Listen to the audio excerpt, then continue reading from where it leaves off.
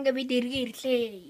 Та бүхэндээ өнөөдөр одоо энэ элбийнхаа нууцыг харуулах цаг нь болсон гэж бодож байна. За тэгээд нууцаа харуулахтаа эхэлцгээе. За бид нар бол ямар нэгэн зэрэглэл. Одоо надад зэрэглэл байхгүй учраас би өөрөө юм. Нэг карт сонгож. За жишээлбэл зэрэглийн картыг сонголоо.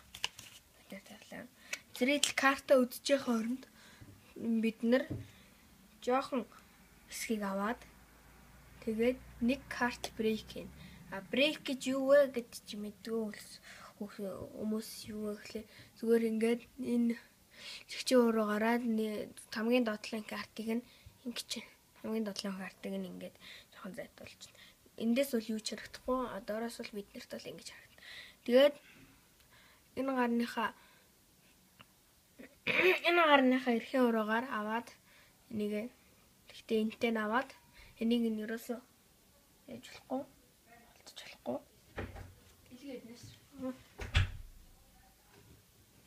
За тэгээд дийдлээс бол ингэж харагдана. Тэгээд доотлоосоо бол юм байна.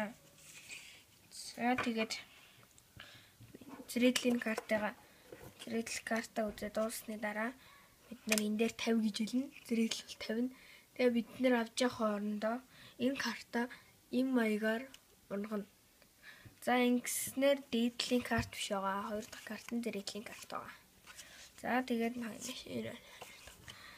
тэгээд та бүхэн за би таны картыг ин тавилаа гэж хэлээд яг өндөө бол энд байгаа шүү дээ зэрэглийн карт.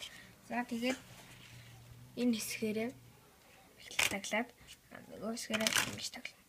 Тэгээд зураад 3 удаа ямар нэгэн элбэг хөдөлгөөн хийгээд дийдлийн картыг харуулхад энэ зэрэглийн карт байна. За иймэрхүү элбэг та бүхэнд үзлээ. Миний видеон дээр лайк дараарай. Тэгээ бидэнтэй хамт нэгдээрэй.